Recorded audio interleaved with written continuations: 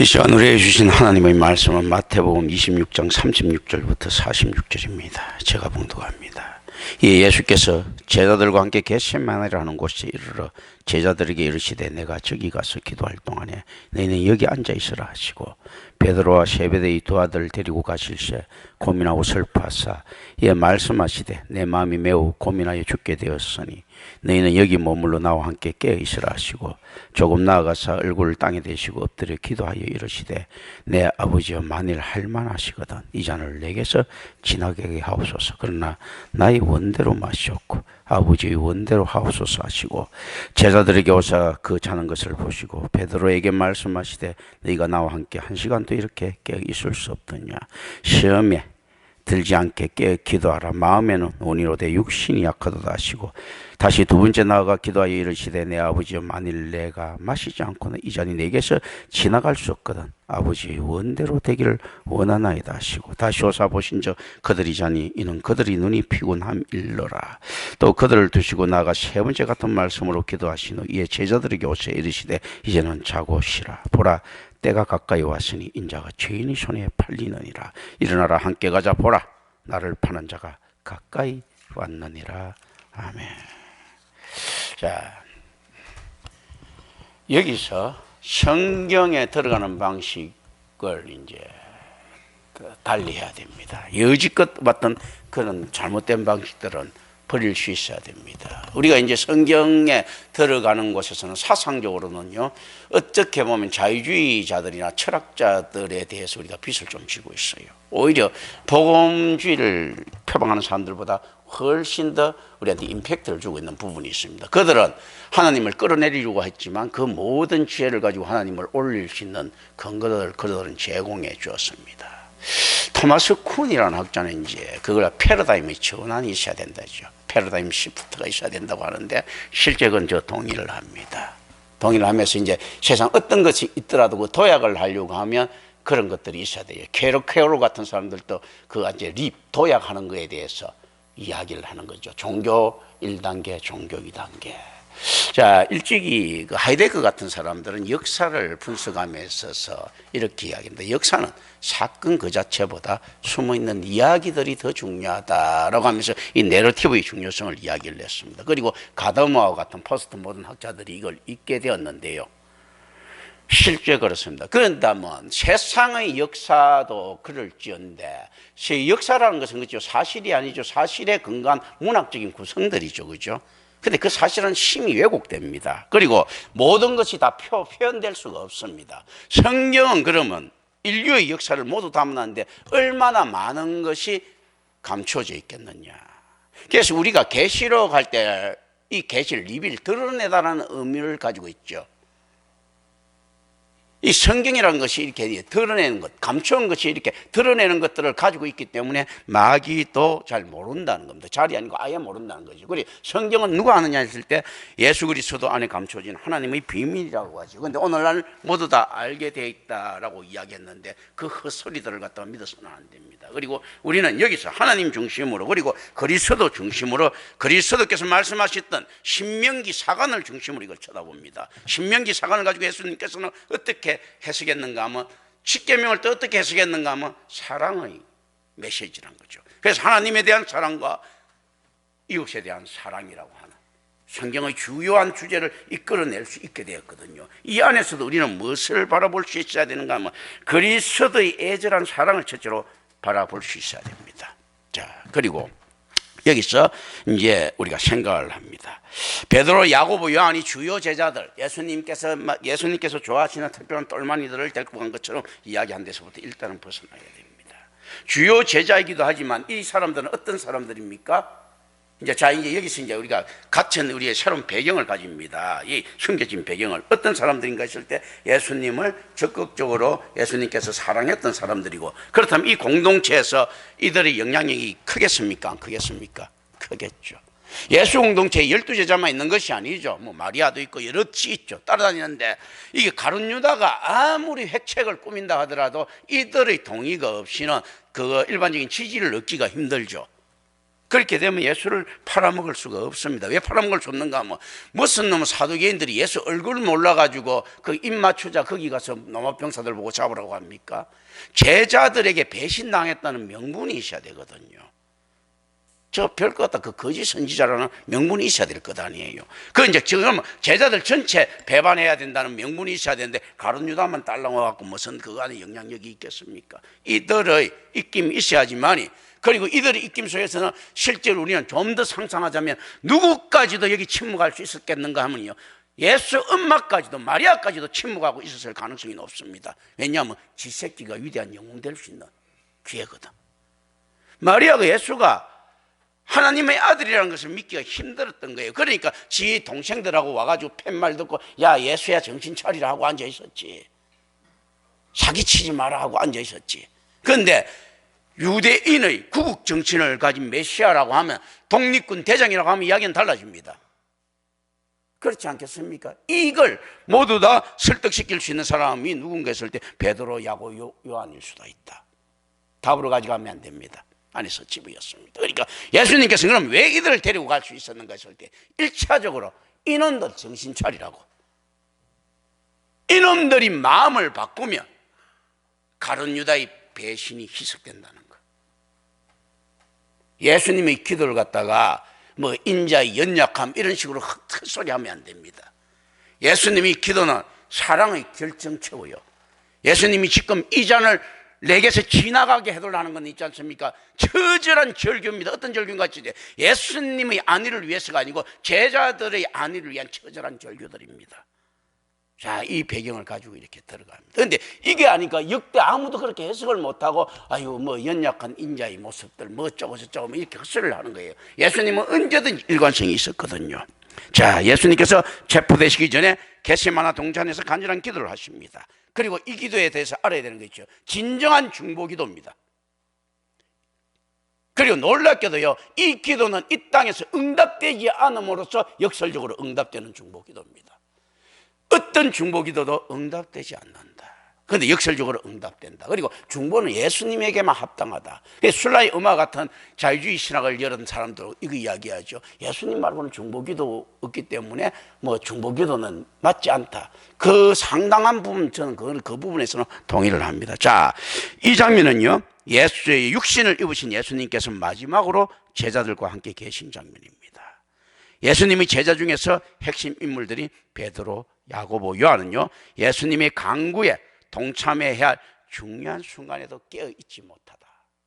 이 깨어있지 못하면 어떻게 되는가 하면요, 결국 배반 때릴 마음에서 회개되지 않는다는 이야기입니다. 그리고 36절 봅니다. 겟세마네는요, 가트세마네의 헬라 음력입니다. 기름을 찢는 곳. 그렇기 때문에 기도 드리기에 아주 그거 의미론적으로 굉장히 좋은 것이죠. 보통 보면 그 성전에 기름 불 때는 기름을 채우고 마르지 않는 기름, 뭐 저 이제 불을 피워놓는 거 이거 끊이지 않는 기도를 의미하죠, 그죠? 그러니까 이 겟세마네라는 이 자체가 그 기도가 한번 기도하면 언제든지 불타오르는 기도의 개념들을 가지고 있습니다. 그러니까 꺼지지 않는 기도의 개념들을 어떻게 의미적으로는 가지고 있다. 어쨌든 기름을 찢는 것을 의미합니다. 일반적인 동산보다도 더 큰 것이 이제 겟세마네예요. 이게 아마도 올리브 가수원이었을 것이다라고 추정됩니다. 어떤 특정한 지점에 이르자 예수님께서는 제자들에게 앉아서 그를 기다리라고 하신 후 기도하시기 위해서 약간 더 앞으로 나아가십니다. 그리고 이제 37절부터 46절 봅니다. 이 장면은 제자들 중 핵심 인물들만이 참여하도록 허락된 특별한 경우 가운데 하나입니다. 이 세베대의 두 아들은 야고보와 요한이죠. 그래서 예수님께서 기도하시는 이유가 무엇인가 했을 때는요, 사랑의 속성인 긍휼 때문이다. 자, 이제 여기서 이 기도를 통해서 우리는 알아야 되는 게 있어요. 첫째, 파루시아의 지연은 없다. 그리고 둘째 있지 않습니까? 하나님의 속성인 사랑은 사랑과 긍휼, 은혜의 보편성은 누구에게도 미친다. 전혀 다른 각도의 의미죠. 예수님의 기도가 응답되지 않음으로써 파루시아의 지연은 없다는 걸 일단 알아야 됩니다. 예수님께서 이렇게 했는데 이 잔이 지나가지 않고 이렇게 왔죠. 예수님께서 강구하셨는데도 지연이 없습니다. 오늘날 무슨 파루시아의 지연, 파루시아라는 것은 뭔가 하면 재림을 이야기해요. 재림. 그리스도의 재림, 그러니까 최후의 심판에 대한 지연이죠. 최후의 심판에 대한 지연은 없습니다. 심지어 어떤 것도 없다는 것을 이걸 통해서 알아야 되는가 하면요, 예수님의 중보가 지연이 되지 않는다면 어떤 것도 되지 않습니까? 자, 이스라엘 백성들이요, 가나안 정복 중에 있었던 해가 지지 않는 것, 이 자체도 지연 아닙니다. 시간의 지연이 아니라는 거예요. 자, 그리고 히스기야가 생명 수명을 연장시킨 것, 이것도 실제로 하나님이 뜻의 지연이 아니라는 겁니다. 그 모든 것들이 하나님이 뜻 안에 들어가 있는 것들입니다. 실제로 지연은 없다는 거예요. 하나님 뜻은 변형되지 않는다. 왜냐하면 가장 완벽하기 때문에. 만약에 하나님 뜻이 변형된다 할 것 같으면요, 처음부터 계획을 다 처음부터 그렇게 짰어야지. 그 하나님의 전지와 전능성에 위반되는 거거든요. 그렇기 때문에 파루시아의 지연은 되지 않는다. 그리고 예수님께서 이 잔을 내게서 지나가게 하옵소서 할 때 있지 않습니까? 특별히 가룟 유다에 대한 애절함이 있다. 그게 제자들에 대한 애절함이다. 제가 묻습니다, 여러분께. 자, 이 잔이 지나가게 되면 어떤 사태가 벌어집니까? 가룟 유다가 예수 팔아먹는 사건이 무마가 됩니까, 안 됩니까? 무마가 되죠. 가룟 유다가 회개할 수 있는 기회가 생기는 겁니다. 그래서 예수님께서 가룟 유다를 보고 이렇게 안 태어난 게 나을 뻔했다 했지요. 자기를 배신한 자를 사랑하시는 예수님이, 하나님의 속성이 예수님께 들으시면서 그대로 나타납니다. 그런데 성부께서 이 이야기를 들으시고 있지 않습니까? 이 땅에서 응답되지 않음으로써 응답되게 만드시는 겁니다. 자, 가룟 유다뿐만 아니고 12대자 다 배서 배반했어요. 그 따라다니는 여자들도 지금 다 이게 동참하고 있었을 가능성이 높습니다. 이 잔이 지나갔을 때 어떻습니까? 이들이 지은 죄들이 희석됩니다. 그 상황에서 바라봐야 예수님 여지껏 정체성 맥락에 맞는 거죠. 예수님께서 그걸 두려워서 했다, 이런 말들 안 되는 소리 하면 안 되죠. 어떻습니까? 자기에게 배신당한 가룟 유다를 구원시키고 싶은 겁니다. 안 될 줄 알면서도. 이 속성이 근데 성부께서 그 사역적으로 볼 때도 결코 낯설지 않는 겁니다. 어떤 게 낯설지 않습니까? 배신 때렸던 아담과 하와의 후손을 지금까지 살리시려고 하나님께서 지금 작업하고 계신 거거든요. 이 지금 그리스도의 인카네이션 자체가 그 작업이잖아요. 하나님께 뒤통수 때리니 배신자들을 지금 살리려고 하는 작업이잖아요.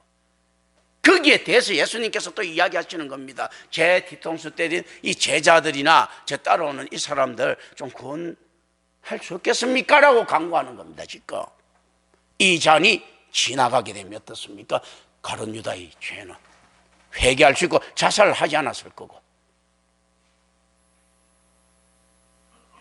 그 아픔이 있는 거죠. 하나님 꼭 이 방법이야 되겠습니까? 라는 이 안에서 있지 않습니까? 아니면 안 되겠습니까? 하는 이 방법. 왜 강력하게 못하는가 하면요, 가룟 유다의 배신 없이 그냥 저 혼자만 죽으면 안 되겠습니까? 가룟 유다가 배신을 처리하더라도 예수님이 죽는다는 사실은 변함이 없습니다.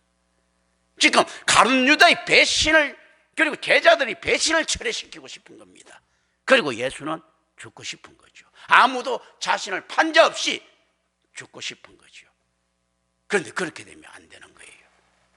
그렇게 되면 어떻게 되는가 하면 하나님의 보상 방법인 이 형벌에는 어떤 게 있는가 하면 고통과 수치가 같이 있어야 되는데, 가장 큰 수치인 제자들과 자기를 따르는 그 공동체에서 철저히 배척당하는 그 수치가 없고는요, 이 형벌이 이루어지지 않는 겁니다. 하나님께서는 그건 처리할 수 없었을 건데, 예수님께서는 이렇게 이야기를 한 거예요. 그 수치를 당하기 싫어서가 아니고 오히려 스스로 큰 수치를 당하더라도 이들을 살 수 있는 방법은 없는가. 근데 하나님께서는 구원받을 만한 자들을 구원하지 않으시고 지옥에 보내시지 않는다는 예가 어디서 나타난가 하면요, 응답되지 않지만 응답받죠.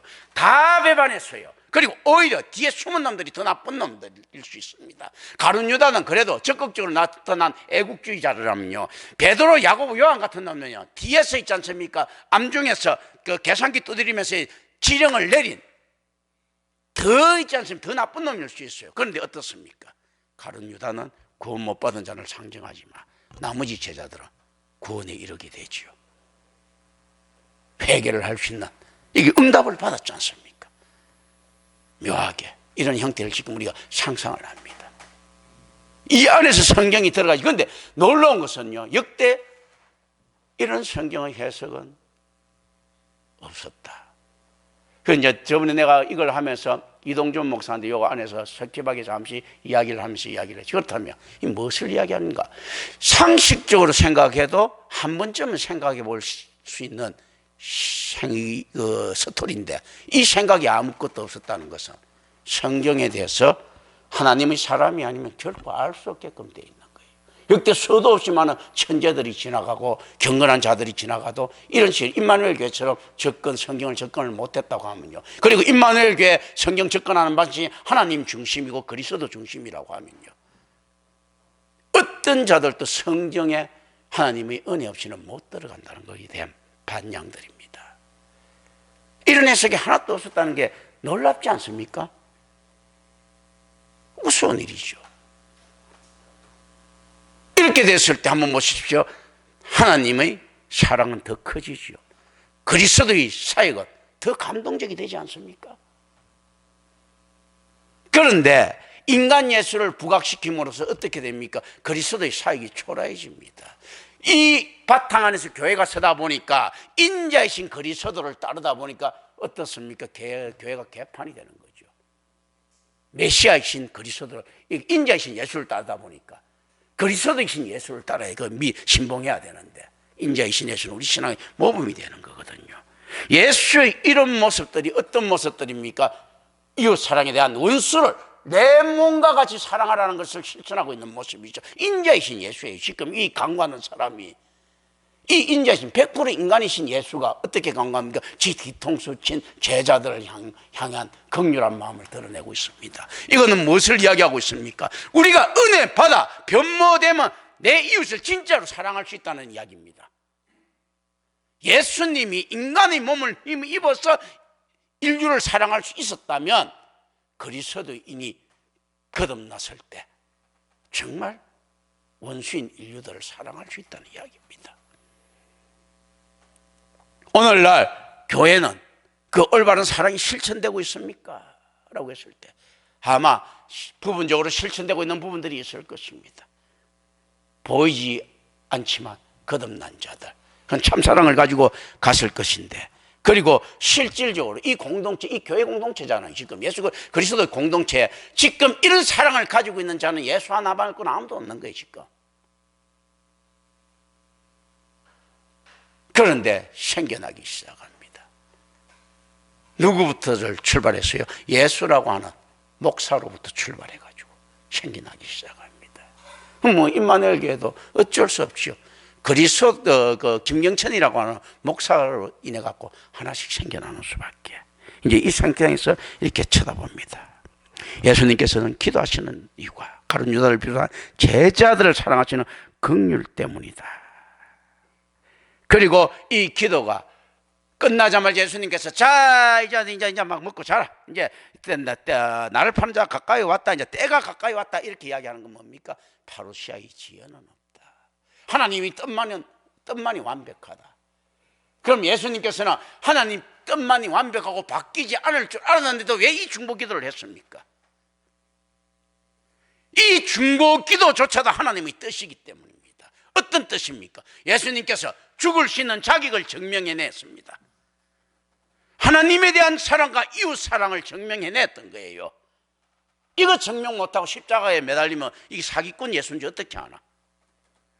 제자들을 위해서, 자기를 판 제자들을 위해서 기도함으로써 어떻습니까? 제자들을 위한 중보를 했지만요, 또 무엇을 증명했습니까? 자신이 참목자로서의 가치를 증명한 겁니다. 아주 훌륭한 윈윈의 딜이죠. 무엇으로 딜을 합니까? 하나님 앞에 내 영혼과 목숨 전체를 바쳐 딜을 합니다.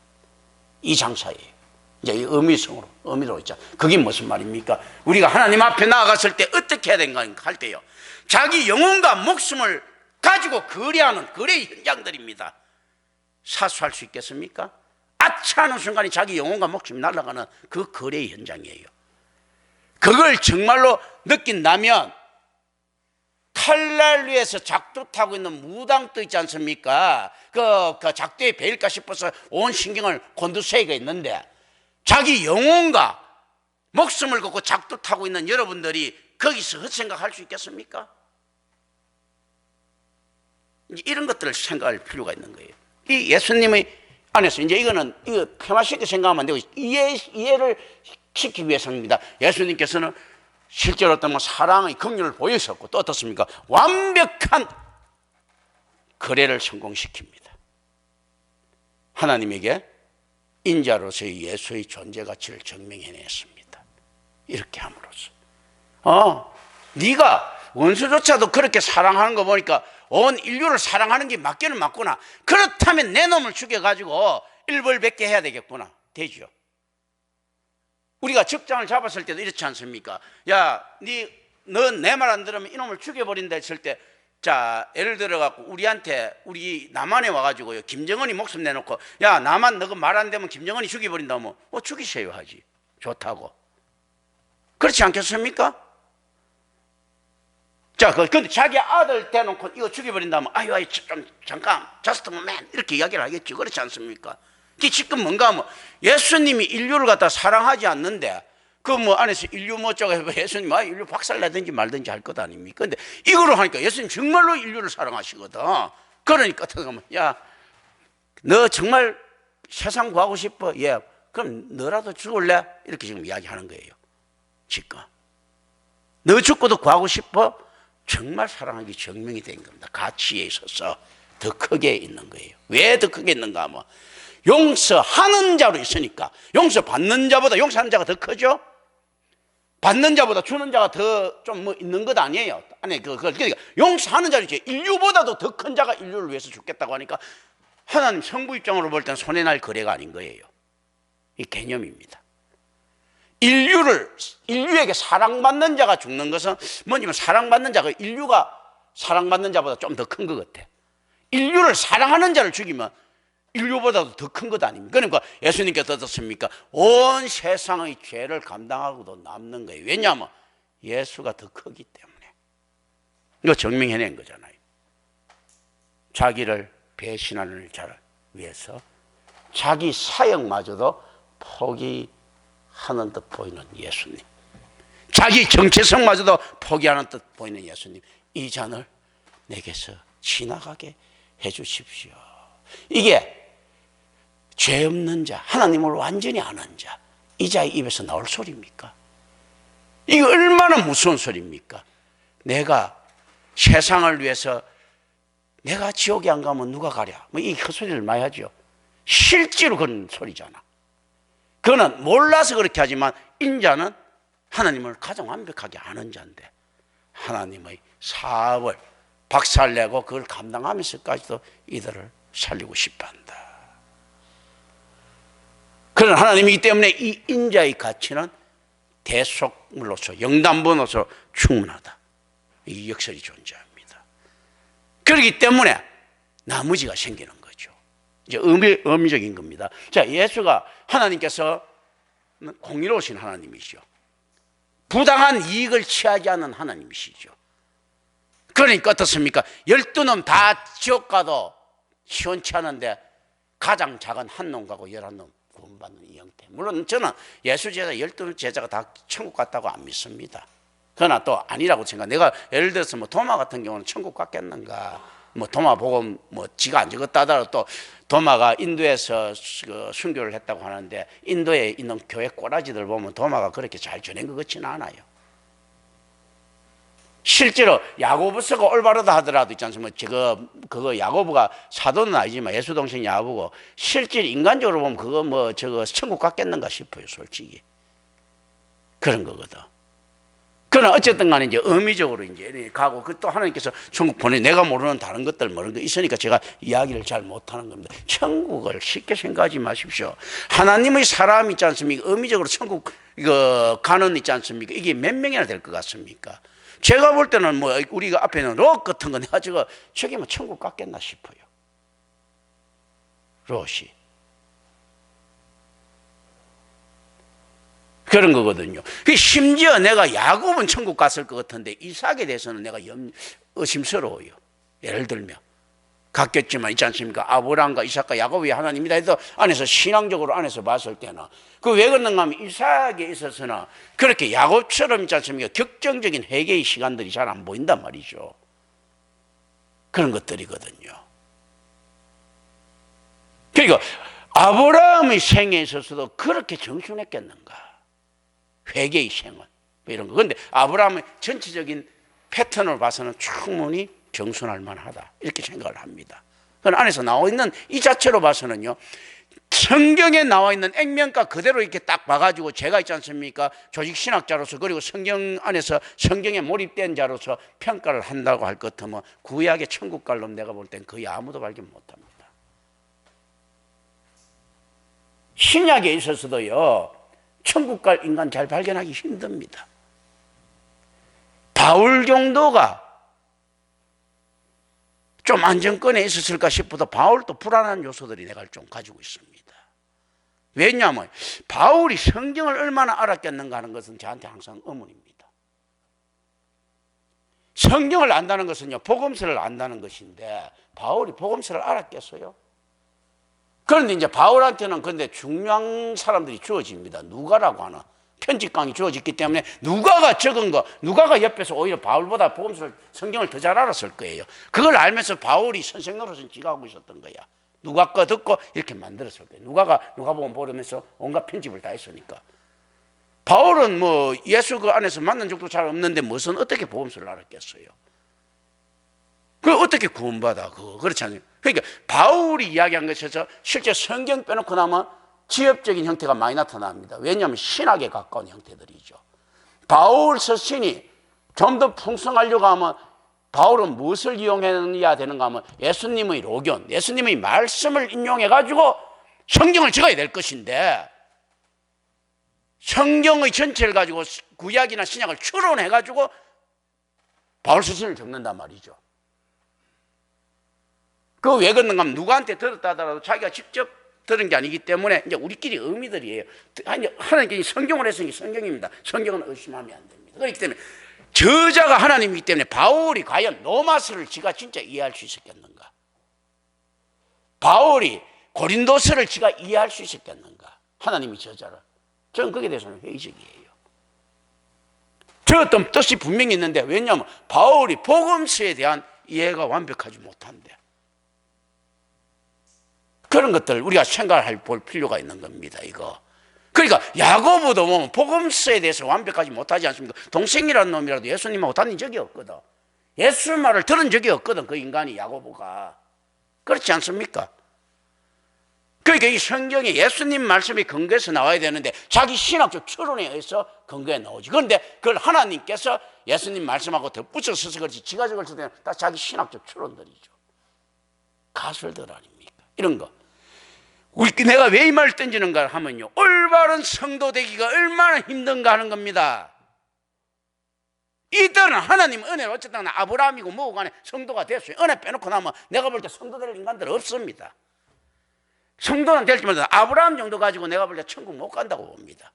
그 무지한 거 갖고 뭐 아브라함 그 하나님을 아는 그 정도 지식 갖고 갔을 것 같습니까?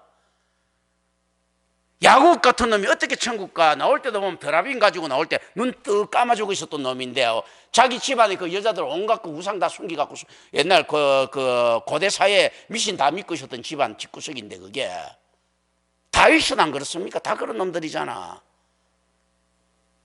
그런 것들이거든요. 실제로 우리가 존경할 만한 예레미야 같은 경우도 안 그렇습니까? 하냐냐고 다툴 때 보면 왔다리 갔다리 하잖아 이게요.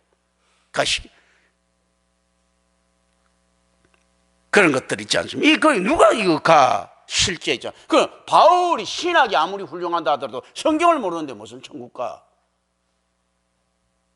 예수를 다메섹에서 딱 봐갖고 부분적으로 아는데, 예수가 던지던 말을 모르는데 지가 무슨 천국 갑니까 이게? 그럼 자기 경건함으로 가고 자기 신학으로 갑니까? 그런 건 없거든. 오직 말씀이거든요. 오직 말씀은 오직 은혜에 기반한단 말이죠. 그게 바울이 천국 갈 수 있다는 근거도 어디서 찾아야 되는가 하면, 아 그래 은혜. 그러니까 바울같이 그 잡다한 인간도 알 수 있었겠구나 이거예요. 신앙 쉽게 생각하지 마십시오. 그러니까 이 안에서 이런 성경이 보이겠느냐는 거죠. 누가 성경의 예수 중심을 이렇게 그거 봤습니까? 본 적이 없다면 이거는 여지껏 안에서 그러면 성경 해석은 무엇인가 하는 거죠. 이렇게 됐을 때 하나님의 영광은 더 드러내고 예수 그리스도의 사역은 더 깊어지고 고개지지 않습니까? 이 기도 멀게 돌라. 이 예수님이 뭐 면피하려고 하는 게 아니고 제자들을 위해서 희생하려고 하는 거. 제자들을 위한 희생입니까? 인류를 위해서 희생하려고 하는 이 모습들입니다. 인류의 가룟 유다가 아니고 누구 하나라도 나를 팔아서 독박 쓰는 사람, 너무 가슴 아픈 거예요 예수님께서. 그러니까 그럼 예수님께서는 어떻게 하시고 싶은 거겠습니까? 이제 이것도 의미입니다. 그렇다면 누가 예수를 파는 자가 있어야 될 것 아니에요. 이 안에 예수님 사랑이 드러나는 거예요. 아버지 뜻이 어떤가 하면요, 예수님 지가 지를 팔아서 죽고 싶은 겁니다. 그래서 담대하게 외치지 않습니까? 예수님께서 자기 죽여달라고 막 성전에서 막 상도 뒤었고, 예수님이 예수님을 팔고 싶은 거예요. 어떤 부분에서 답으로 가져가면 안 됩니다. 왜냐면요, 그래야지만이 희생자가 안 생기거든. 의미적으로는요. 근데 이건 하나님의 뜻이 아닌 거예요. 왜냐하면 죄 없는 자가 죄를 짓고 싶어도 지을 수가 없거든. 그러니까 예수가 예수를 파는 게 죄가 되면 되는데, 예수가 예수를 파는 게 죄가 되지 않고 의로운 행동인데 어떻게 하나님이 있지 않습니까? 십자가에 매달릴 수 있겠습니까? 그러니까 반드시 죄 없는 자가 팔아야 되는 거예요. 실제로 어떤가 하면 뭐 우스갯소리로 보면 가룟 유다, 우리 전적 타락이 죄는 아닙니까? 가룟 유다는 우리랑 다 똑같은 거예요. 12제자 놈들과 똑같고, 가룟 유다 전적 타락의 죄인 중에서는 난 놈이지요. 딱 선택받은 놈이지. 자, 그리고 그 개념에서 우리가 가져갑니다. 예수님은 완전한 인간, 완전한 하나님이라 하죠. 이걸 가지고 자, 예수님은 어떤 분이십니까 할 때 선택하시는 하나님이에요. 자, 인류의 구원을 선택하시죠. 그리고 선택받으신 인간입니다. 선택하시는 하나님, 선택받은 인간. 예수의 모습이에요. 우리가 선택받은 인간을 믿겠습니까? 선택하신 하나님을 믿겠습니까? 선택하시는 하나님이고 선택받은 인간이에요. 지금 선택받은 인간의 한계가 드러나는 겁니다. 이 기도. 그래서 예수님께서 우리를 구원을 일으키실 뿐이 아니고, 예수님은 인자신 예수는요, 구원해 주십시오 하고 중보할 수 있는 자밖에 안 되는 거예요. 그래서 대언자잖아, 대언자. 예수의 인자로서 그리스도이신 예수는요, 우리 구원을 확정시켜 줄 수 있는 분이시죠. 그래서 실제로 그 대언자는 다른 의미입니다. 100% 성공하는 대언자, 여기는 중보하는 강구자.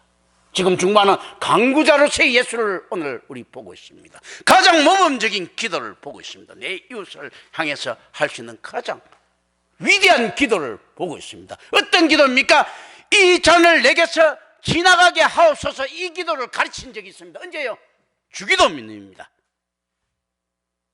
이 내용이 주기도문이잖아요. 안에 내용을 알게 되면 이게 주기도문이에요. 너희는 이렇게 기도하라 했을 때요, 그 기도를 가르쳐주시고 그 내용을 어떻게 따라가야 되는가 했을 때 이만큼 함축적으로 보여주는 주기도문이 어디 있습니까? 그런 것들입니다. 이거, 이 잔을 내게서 지나가게 하옵소서. 배신한 자의 계획이 실현되지 않으면 가룟 유다를 비롯한 제자들의 죄가 희석뿐만 아니고 오히려 소멸될 수 있을까라고 하는 기대하고 계시는 제자들에 대한 스승의 헌신적인 사랑이 드러나고 있습니다. 그래서 중보기도는 참으로 헌신의 바탕에 일어날 수 있는데 왜 우리가 중보가 안 되고 예수 그리스도만 중보가 되는 줄 아십니까? 과연 전적 타락한 놈들한테 내 원수를 자기 몸보다 더 사랑할 수 있는 사랑이 있습니까? 주둥아리로 중보하고 있어? 아유, 내 중보하지 어려운 거 있으면 내가 중보할 것 적어봤는데 간에 개뿔이나 사랑도 없고 아무것도 없는데 무슨 중보 기도가 돼? 예수님께서는 지금 이 제자들을 자기 목숨보다도 더 사랑했기 때문에 중보가 되는 겁니다. 자기가 의미적으로 자기가 구원받지 못하더라도 이들을 구원시키고 싶었을 때 중보가 되는 겁니다. 그런데 오늘날 친하게나 중보기도 한다고? 중보기도 팀 만들어가지고 바고 치만 안 들으면 보면 뭐 팝을 일으켜가 싸우고 난리 찌꺼리를 떨면서 중보한다고? 그 중보기도 팀에도 보면 돈 제일 많은 놈이 보통 보면 대장만 해야지, 그죠? 대장하면서 가난한 놈 보면 아유 손잡고 아유 누구누구 집사님 누구누구 안 되네 기도하겠습니다 하면서 자기들은 어떤 놈가 하면 막 빚더미 있는 사람들 뒤로 하고 난 다음에 돌아서고 자기 와이프한테 자기 신랑하고나 자기 와이프한테 이렇게 이야기하죠. 야 이번에 뭐 벤츠 마이박으로 바꿀까? 뭐 이렇게 그런 태양 아닙니까? 야 외식 어디서 하지? 그 돌아서 갖고 아이고 잘 됐으면 좋겠네. 애 그거 진짜 중보기. 내 그래 애 학비 대학 학비 해갖고 학비 낼 수 있도록 중보기도 할게. 이 개뿔 같은 소리 하고 있네. 중보기도 할게 하면서 보면서 왜 주식이 빠졌지 뭐 이런 거. 이 무슨 중보기도야 그게. 중보기도라는 것은 실질적으로 어떤 거면 그 사람에 대해서 지 목숨 전체보다도 사랑할 수 있을 때 가능한 이야기들입니다. 지금 예수님이 이게 가능한, 그러니까 우리가 불가능하다는 이야기 아니고 실제로 그게 됐을 때 가능하고 모세가 중보기도를 할 수 있었던 거는 그 당시에 어쨌든 간에 이스라엘 민족들을 그렇게 사랑하는 이런 것들이 모세한테 있었거든요. 그럼에도 불구하고 모세의 중보기도는 왜 모형론적으로밖에 안 되는가 하면요, 모세는 커다란 민족에 대해서 있지 않습니까? 사랑은 있었어도 개개인에 대해서는 모세가 지가 더 잘 먹고 있었잖아. 이런 부분들 우리가 이거 많죠. 애국자들은 많죠. 그러니까 무슨 명분이 있으면 큰 돈 내놓는 사람들 많아요. 근데 그 개인한테 내놓습니까? 안 내놓거든. 근데 실제 중보기도는 어떤 사람이 할 수 있는가 하면 그 개인한테 자기 전체를 내놓을 수 있는 사람이 돼야 되는 겁니다. 자, 독립군들이라 해도 있지 않습니까? 즉 우리나라 조선을 위해서 독립을 싸워. 그런데 어떻습니까? 저 청계천 밑에 있는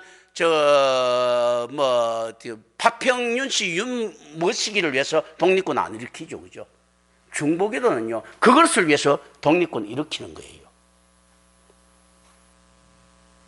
한 사람이 영원히 천하보다도 귀하는 이 바탕에서 해야 되거든. 명분이 있으면 돈을 내놔. 그러니까 어떻습니까? 저분 참 교회 헌신하는 분이야. 뭐냐면 커다란 교회에 가면 아유 내가 큰 대형 교회 장로인데 이렇게 돈 내놓지, 그죠? 그러면서 가난한 자 만나면 손잡고 내가 기도하겠습니다. 10원짜리 하나 안 주죠. 명분 있으면 내는 이것도 안 된다는 겁니다. 어떤가 하면 진짜로 있지 않습니까? 경제적 가치 없는 놈들한테 지금 내놓는 거예요. 지금 예수님 보면요, 이 12제자가 무슨 경제적 가치가 있는 놈들이야 저거. 그게 예수님 전체를 올인합니다. 관계성 때문에. 어떤 관계가 있었던 간에 관계성 때문에 올인합니다. 그렇기 때문에 우리 주님이 이렇게 하셨기 때문에 김경천 목사도 어떤가 하면 바보 같은 짓을 하고 있는 겁니다. 내가 잘나서가 아니고 이거 보면 예수님께서도 이렇게 하시니까 나도 따르는 해야 될 것 아니야. 그러니까 이 관계성에 맺은 사람들한테 내가 자꾸 뒤통수를 조금씩 맞는 거예요. 그런 거거든요. 여러분들도 이걸 따라쟁이라도 해야지 뭐. 이 사랑은요, 어떤 사랑인 줄 아십니까? 자신이 죽는 것보다 더 아픈 사랑이 아니고요, 더 고민되는 아픈 사랑이에요. 이 사랑이 그냥 자신이 죽는 것보다 더 안에서 아픈 사랑입니다. 뭐 그거 보통 애 놓고도 그렇게 하잖아요. 근데 자신이 죽는 것보다요 고민되는 아픈 사랑이에요. 이 안에 고민도 같이 오는 거예요. 이 고민되는, 자신이 죽는 것보다 더 고민되는 아픈 사랑이다. 그러나 결국 예수님이 기도는 하나님의 뜻을 이루시는 것으로 종결됩니다. 자, 예수님께서는요, 이들을 정말로 사랑하셨죠. 사랑하시기 때문에 이거 응답 안 받으면 너무 깝깝하죠, 그죠? 그런데도 누굴 따릅니까? 하나님의 뜻을 따르는데 우리 일반적으로 생각하면 안 됩니다. 우리가 아유 하나님 뜻대로 하소서 하면서 있지 않습니까? 이런데 자식의 목숨이나 이런 거 진짜 사랑하는 자식 목숨 걸리면 막 매달리지 않습니까? 지금 예수님께서는 자, 여러분들이 가장 사랑하는 것이 있다고 칩시다. 거기에 있지 않습니까? 거기에 잘못됐을 때 하나님 앞에 막 매달리는 그 심정 있지 않습니까? 그거 곱하기 1000배, 10,000배일 때 하나님이 뜻대로 하소서 하는 거예요. 지금 그 이야기들입니다. 하나님 뜻대로 하소서 할 때 우리가 옆에 봐갖고 뭐 하나님 뜻대로 하십시오 이렇게 이야기하는데 실제로 뭐 지나친 거 이런 거 있을 것 같으면 뭐 이를 뿌덕뿌덕 갈고 있지 않습니까? 이런 걸 때도 하나님이 뜻대로 하십시오 하고 지금 예수님께서 이야기를 하는 거예요. 하나님이 뜻대로 하라는 이야기가 하나님이 뜻만이 옳습니다 하고 하는 믿음, 소망, 사랑이 들어가 있는 겁니다. 자, 이렇게 됐을 때 하나님 뜻대로 했을 때 뭐가 있습니까? 이 제자들 중에 틀림없이 잘 될 줄 믿습니다. 됐잖아. 소망이 가졌지 않습니까? 그리고 그 믿음이 있었잖아요. 이 터전, 믿음과 소망을 가지려고 하면 어떤 터전이 있어야 됩니까? 사랑이라는 터전이 있어야 되잖아요. 이게 어떻게 다른 말입니까? 믿음, 소망, 사랑은 같은 말이에요. 어떻게 자면 사랑이 없는 자가 그걸 믿을 수 있겠습니까? 믿음이 없는 자가 어떻게 소망을 가질 수 있겠습니까? 소망이 없는 자가 어떻게 사랑을 할 수 있겠습니까? 사랑이라는 것은요, 어떤 그 사람에 대한 기대치, 소망이 있는 거예요. 믿음, 사랑, 소망 같은 말입니다. 실제 이제 이런 것들. 자, 그러나 예수님이 기도는 그 안에서도 하나님이 뜻을 이루시는 것으로 종결되는데 이거 보고 우리 주님께서 하나님께 복종하시는 이 마음을 본받아야 된다. 뭐 우리 많이 이야기하죠. 그런데 제가 여러분에게 묻습니다. 아니 인자이신 예수 따위가 하나님께 안 본받으면 지가 뭐 어쩌려고?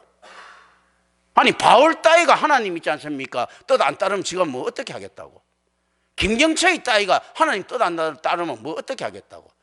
아유 저 하나님이 뜻에 순종한 아브라함이 훌륭합니다. 아니 지까지 하나님 뜻 안 따르면 어떻게 할 건데?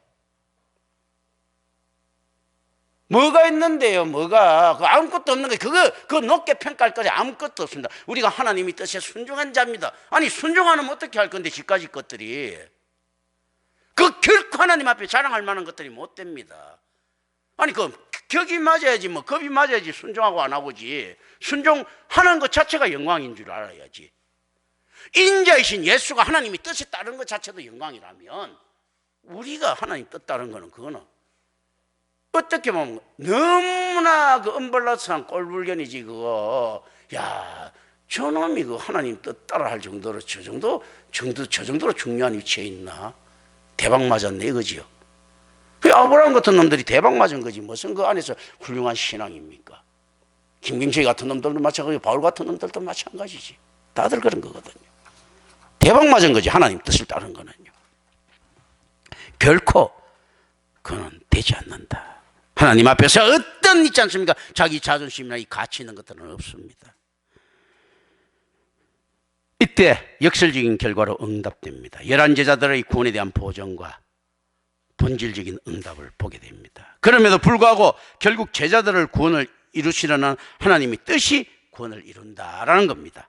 어떤 것에도 불구하고 그런 구원을 예수님 중보기도 때문에 이루어졌습니까? 했을 때 노입니다. 어떤 건가 하면요, 제자들의 구원을 이루시려는 하나님의 뜻 때문이에요. 그런 거거든요. 사라가 애를 낳았을 때 결국은 뭐 아브라함의 믿음 때문입니까? 개떡 같은 소리예요. 하나님 뜻 때문입니다. 롯과 그 딸들이 그 소돔과 고모라 탈출하는 거 하나님 뜻 때문이에요. 그 안에 더 롯 와이프는 뒤돌아보다가 죽지 않습니까? 하나님 뜻 때문이에요. 엘리야가 있지 않습니까? 하나님이 그 기적 체험하고 난 다음에 이세벨한테 겁먹고 도망간 거, 그 하나님 뜻 때문이에요. 엘리야가 그런 있지 않습니까? 쪽팔리는 꼬라지들이 있어야지만이 이야기가 되거든. 그런 겁니다. 바울이 있지 않습니까? 지 고집으로 예루살렘 들어가고 잡히는 거, 이것도 하나님의 뜻 때문입니다. 이런 거. 그러나 그 하나님의 뜻을 뜻이 우리한테 어떤 불이익이 왔을 때 있지 않습니까? 그 하나님 매도하는 형태로 사용하면 안 된다는 거죠. 왜 안 되는 줄 아십니까? 시하늘과 새 땅은 그러면 오지 않느냐. 재림은 이루어지고요. 선택과 유기는 이루어지지 않느냐. 이루어지지 않습니까? 결국. 그럼 하나님 뜻은 올바르다는 거예요. 김경철이가 길을 가다가 황금인 줄 알고 주웠는데 똥을 갖다 똥 속에 파묻혔다 하더라도 그건 영광스러운 하나님 뜻입니다. 그런 거거든요. 예수님께서는 모든 제자들은 아니더라도 자신의 영혼을 위하여 잠시라도 깨어있을 만한 소수의 제자라도 있기를 바라는 마음에서 이들에게 영적 권고한 것도 있습니다. 야, 얘들 왜 될 것 같습니까? 이놈들 정신 차리면 다시 정신 차리가 내려가고 마음만 바꾸면 되잖아. 야, 니들 채놓은 갖고, 야, 유다야, 이제 하지 말자. 난 진짜 변했어. 이걸 지금 바라고 데려갈 수 있다는 거죠. 그런데 이들은 변하지 않았습니다. 자, 예수님께서는 지금 어떻게 기도합니까? 제자들에게 배신당하는 예수님께서는요, 제자들의 염려를 위해서 기도하는데요, 이들은 어떤 능력이 안 됩니까? 지들을 위해서 기도할 능력도 안 되는 거예요. 지금 이 기도는 어떤 기도입니까? 제자들을 위한 기도잖아요. 지들을 위한 기도요. 야고보, 요한, 베드로 있지 않습니까? 가룟 유다를 위한 기도잖아요. 그런데 이놈들은 한시라도 깨어있을 수 없었냐? 왜냐면 이걸 가지고 이렇게 해석했습니다. 다른 어떤 사람들, 예수님이 힘드시니까 옆에 힘을 주는 도우는 기도, 개떡 같은 소리예요. 아닙니다. 어떤가 하면 네 자신을 위해서도 기도 못하느냐 이겁니다. 지금 그 기도잖아. 지금 예수님이 안에서 이야기하는 거는요, 야, 내가 니들을 위해서 기도하는데 정작 니들은 니들을 위해서 한시라도 좀 하나님 좀 봐주세요 소리도 못하느냐 이거예요. 여기서 예수님이 어떤 부분에서 절망감이 드러납니다. 왜 제자들은 그럼 이렇게 한시라도 기도할 수 없었을까요? 하나님에 대해서 아는 게 없기 때문에. 그렇다면 이 책임은 누가 또 책임이 있는 겁니까? 예수님 책임이지 뭐. 3년 동안 24시간씩 끌고 다니놓고 이 정도밖에 교육을 못 시켰던 거예요. 그러니까 예수님께서 이 기도 있지 않습니까? 제자들을 위해서 기도할 만해. 왜 배신당했냐? 야, 3년 동안 이렇게 끌고 다닌 예수님 능력하고 또 기적도 그렇게 많이 보이셨는데 끌고 가면 그 바퀴벌레도 변해가지고 공룡되겠다. 그런데 이거 지금 뭐 변한 게 없잖아, 이놈들이. 그럼 이거 뭡니까? 이거 무능한 스승이지 않습니까, 예수님이? 가장 뛰어난 예수님이라 하더라도 이렇게 무능한 스승이에요. 누가 교회에서 가르칠 수 있는 게 있을 때요, 은혜입니다, 오직. 예수님도 이 12제자 가르쳐 3년 동안 숙식 제공 맨날 24년 같이 있으면서 이 정도 가르쳤는데 김경철 목사가 뭘 가르칠 수 있겠어? 아니, 이래 무능한 스승이 어디 있어요? 3년 동안 하고 나서 이 정도 뒤통수 맞고, 이게 제자들이 하나님도 알지 못해서 기도도 못할 정도로 만들어난 거야.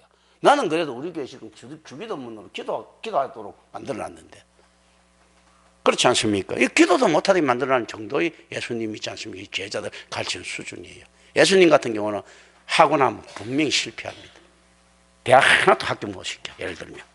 지금 그런 꼴이잖아요. 그런데 이것도 무엇인 것일 때 하나님의 뜻입니다. 하나님이 시간이 다가오지 않으면요, 예수님같이 가장 뛰어난 분이라도 한 놈도 제대로 있지 않습니까? 수능에 예를 들면 옛날에 예비고사 합격도 못 시킨다는 이야기입니다. 서울대학은 큰형 있지 않습니까? 서울에 있는 학원도 합격 못 시킨다는 이야기예요. 지금 꼴이잖아요. 지금 그렇게 났잖아요. 예수님 안에서 작품이 딱 드러났잖아. 이거 제자들 한시라도 기도할 수 없겠니? 이게 사실은 예수님 쪽팔리는 이야기거든요. 예수님이 제대로 못 가르쳤다는 이야기잖아. 그런데 여러분들은 이걸 구하고 있습니다. 목사님, 세상에 이거 좀 쉽게 이렇게 풀이해 줄 수 없습니까? 야, 쉽게 풀이해 줄 수 있었을 것 같으면 제자들 있지 않습니까? 벌써 그 메시아 됐을 거예요, 이게. 그렇지 않겠습니까? 그런데 이게 예수님 옆에 붙어 있어도 이게 안 되는 겁니다. 왜냐하면요, 복음은 하나님께서 허락하시는 수준으로만 전달되기 때문입니다. 이런 것도 우리가 지금 이게 의미들이에요. 다 이제 이렇게 갑니다. 그러니까 자신의 영혼을 위하여 잠시 1시간도 깨어있을 수 없던 소식에 예수님께서는 좀 기대도 좀 했겠죠. 야, 설마 한 놈은 걸리겠지 했는데 안 걸린 거예요. 뭡니까? 이 절망이 조금 차이 나지 못해 엘리야의 절망하고 닮아 있지 않습니까? 아니, 그렇게 기적을 보였는데도 저거 왕까지도 지금 배신 때리고 있지 않습니까? 그 봤던 그 대신들도 다 배신 때리고 있고, 예수님께서도 지금 보니까 한 놈도 나를 위해서 기도해요. 지들을 위해서 기도하는데도 하나도 영적 전달이 안 되더라. 자, 예수님께서 뭐 니들을 위해서 기도하는데 올라가지 않아도 하나님이 뜻이 있으니까 올라가고, 내가 지들을 위해서 기도하면 영적인 감흥이 막 내려가 아들이 감동받아갖고 할 줄을 아는, 거기 보통 교회에서 이야기하는 것도 아닙니까? 김경천 목사가 하나님이 뜻에 따라서 막 열심히 하고 이러니까 전부 다 영적 감동받아가 우리 목사님 하나님이 사랑하면서 와 이리 따라올 줄 알았는데 딱 내려오겠어요. 휑하거든. 아무도 없지 않습니까? 하나님을 위해서 하나님 앞에 어떻습니까? 이 12제자들과 나머지를 위해서 나를 죽이려고 하는 놈들 나 사랑합니다 사랑합니다 뭔가 뭐 텔레파시라도 전달됐을 것 같은데 내려와 보니까 다 디비 자고 있거든. 이거잖아요. 왜 교회에서 내가 무엇을 내가 그러니까 선지자들을 사도들 항상 고독할 수밖에 없는 거죠. 제가 임마누엘 교회에 뭘 기대할 수 있겠습니까? 그런데도 자꾸 기대할 수밖에 없거든요. 예수님께서도 입맛 다시고 계시잖아요. 자꾸 기대하고 계시잖아. 그럴 수 없느냐 자꾸 쩝쩝쩝 입맛 다시고 계시잖아요. 저도 이제 똑같고 그런 거거든요. 이제 이런 거 봅니다. 이런 겁니다. 제자들에게 배신당하는 예수님께서는 제자들의 염려를 위해 기도하시는데 정작 제자들은 자신들을 위하여 깨어있지도 못하다. 기도는 그냥 거죠. 하나님의 뜻을 알아가는 예수님의 기도는요, 인자가 죄인의 손에 팔림으로써 응답되고 죄 없는 자가 십자가의 죽음을 당함으로써 완성됩니다. 오늘날 교회의 사역은 무엇이겠습니까? 세상에 배척을 당함으로써 응답될 겁니다. 오늘날 교회 사역은 무엇이겠습니까? 김경천 목사가요, 교회 내에서 배반당함으로써 완성될 겁니다. 그래서 저는 필연적으로 배반당하는 사역의 선상에 제가 서 있을 수밖에 없습니다. 섭섭하지만 또 이게 영광스럽기도 하고 영광스럽지만 너무 섭섭한 이야기들이죠. 기도합니다. 은혜로우신 아버지 하나님 감사합니다. 우리 주 예수 그리스도 이름으로 기도합니다. 아멘.